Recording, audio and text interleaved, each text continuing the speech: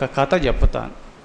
కల్పవృక్షము, కామధేనువు, చింతామణి సమస్త కోరికలు నెరవేరుస్తుంది కదా, ఎక్కడైనా జరిగిందా స్వామి అని ప్రశ్నించినప్పుడు, పూర్వకాలంలో కాశీ ప్రయాణం చేయుచున్నటువంటి గంగా నది ఎక్కువ ప్రవహించి ఇసుక తిన్నెలు ఎక్కువగా ఉన్నందువల్ల ఆ గంగా నదీ తీరంలో ఒక భక్తుడు ధ్యాన నిమగ్నుడై ఉన్నాడు. భగవంతుడు ఆ భక్తునికి కరుణించి కల్పవృక్షమై ఒక వృక్ష రూపంలో నిలిచి ఉన్నాడు భగవంతుడు. ఆ భక్తుడు ఏదో ఆ ధ్యానం నుంచి సమాధిలోంచి లేచి చూసినాడు, ఏదో చెట్టు ఉంది అనుకున్నాడు, తనంతట తాను వెళ్ళిపోయినాడు. ఆ వృక్ష రూపంలో భగవంతుడు అలా ఉండిపోయినాడు. ఇక్కడ ఎడారి కదా, అంతా ఇసుక తిన్నెలు ఉన్నాయి, ఎవరైనా పరమాత్మ చింతన చేసుకుంటారని ఆ విధంగా అలా భగవంతుడు కల్పవృక్ష రూపంలో ఉన్నాడు. ఒక భక్తుడు కాశీ ప్రయాణం చేయాలి అని, కాశీ విశ్వేశ్వరుని దర్శనం చేసుకోవాలని ఇంటి నుంచి అన్నీ వదిలేసినాడు. సర్వము ఆ విశ్వనాథుడే అనుకున్నాడు. ఆ విశ్వేశ్వరుని దర్శనం చేసుకోవాలి, కాశీ విశ్వేశ్వరుని దర్శనం చేసుకోవాలని పోతూ గంగానదీ తీరంలో వెళుతుండగా ఇసుక కాలుతుంది. ఎక్కడో దూరంలో ఒక వృక్షం అగుపడింది. పరిగెత్తి ఆ వృక్షం కింద కూర్చున్నాడు.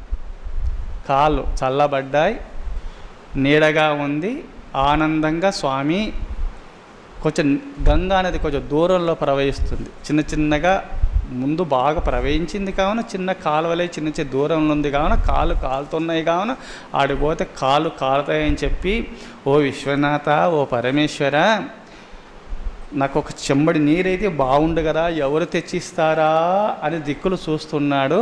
అకస్మాత్తుగా కల్పవృక్షం కింద కూర్చొని ఏమేమి అనుకుంటే అకస్మాత్తుగా అన్నీ ప్రాప్తిస్తాయి. చెంబు నిండుగా నీరు వచ్చేసింది, ముందుకప్పుడే అకస్మాత్తుగా వచ్చేసింది. అంతా పరమేశ్వరం లీల అనుకుని గుటగుట నీరు త్రాగినాడు, ఆనందంగా ఉండిపోయినాడు. పరమేశ్వర, అంతా నీ అనుగ్రహం అనుకున్నాడు. కొంచెం నడిచి వచ్చినాను కావున స్నానం చేస్తే బాగుంది, భగవంతుడు అన్ని ఇస్తాడులే అనుకున్నాడు. నీరు బాగుంటే బాగుండు కదా, గంగానది దూరంలో ఉంది, ఇక్కడనే నీరుంటే బాగుండు అనుకున్నాడు. అక్కడనే ఒక తొట్టి ఏర్పడింది, తొట్టి నిండుగా నీరు ఏర్పడ్డాయి. బాగా స్నానం చేసినాడు. స్నానం చేసిన తర్వాత ఆకలి అవుతుంది కావున పరమేశ్వర, నాకు అన్నం అయితే బాగుండు కదా అనుకున్నాడు. అకస్మాత్తుగా షడ్రసోపేతమైనటువంటి ఆహారం ముందుకు అకస్మాత్తుగా ప్రత్యక్షమైంది. కల్పవృక్షం కింద కూర్చొని ఏమేమి కోరుకుంటే అవి నీకు సిద్ధిస్తూ ఉంటాయి. ఆ షడ్రసోపేతమైన ఆహారం కడుపు నిండా తిన్నాడు. నిద్ర వస్తుంది. నిద్ర వస్తూ పండుకోవచ్చు కదా, ఇంటి దగ్గర పరుపులపైన పండుకునే బుద్ధి ఉంది కావున ఇసుక తిన్నెలు ఉన్నాయి స్వామి, కొంచెం పరుపు ఉంటే బాగుండు కదా అనుకున్నాడు. అకస్మాత్తుగా ఇంటి దగ్గర ఉన్నటువంటి మంచంలాగానే పరుపులాగానే సిద్ధింపబడింది, సృష్టింపబడింది. అక్కడ దానిపైన పండుకున్నాడు. ఆయన ఇంటి దగ్గర సంసారి కావున, కొంచెం భార్యాపిల్లల మధ్యలో ఉన్నాడు కావున, ఆయన సన్యాసి కాడు కావున, సంసారి కావున, ఆ పండుకున్నప్పుడు ఎందుకు భార్య జ్ఞాపకం వచ్చింది ఆయనకు. ఆయన భోగి కావున, విషయలోలుడు కావున, అయ్యో పరమేశ్వర, నా భార్య ఇక్కడ ఉంటే బాగుండు కదా అనుకున్నాడు మనసులో. అకస్మాత్తుగా పక్కలోనే భార్య పండుకున్నట్టుగానే పక్కలో సృష్టింపబడింది భార్య. అప్పుడు అనుకున్నాడు, ఇదేమిటి, ఎన్నో వందల కిలోమీటర్లు నడుచుకుంటూ వచ్చినాను కదా, అనుకోగానే ఇవన్నీ రావడమేమి, అనుకోగానే అక్కడున్న భార్య నా పక్కలో పండుకోవడమేమి, ఈమె నా భార్య కాదు, నిజంగా దయ్యమే అని అనుకున్నాడు. అప్పుడంటే నా భార్య దయ్యంగా మారిపోయింది.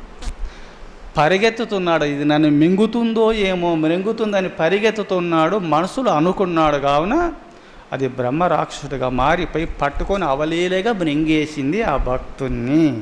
చూశారా? ఈ విశాలమైన ఈ సృష్టి భగవంతుడు సర్వత్రా ఉన్నాడు. భక్తునికి అండదండగా ఎప్పుడు కల్పవృక్షమై ఉండే ఉంటాడు భగవంతుడు. అందుకోసం మీరు ఏది కోరుకుంటే అది దేవుడిస్తాడు.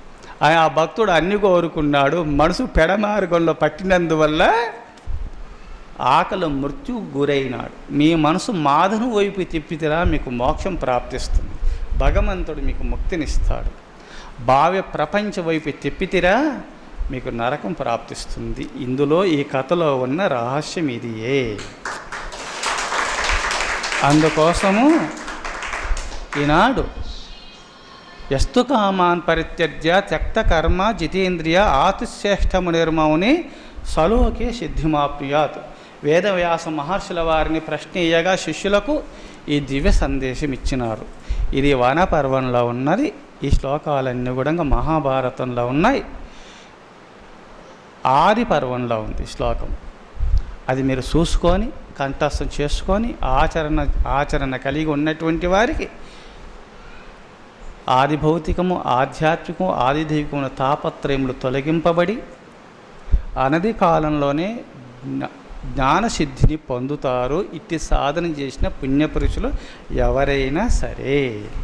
అట్టి సాధన చేసుకుంటూ సర్వేశ్వర ధ్యానం చేసుకుంటూ మీరందరూ ముక్తాత్ములు కావాలని కోరుతూ ఓం తత్సత్ శుభం భూయాత్.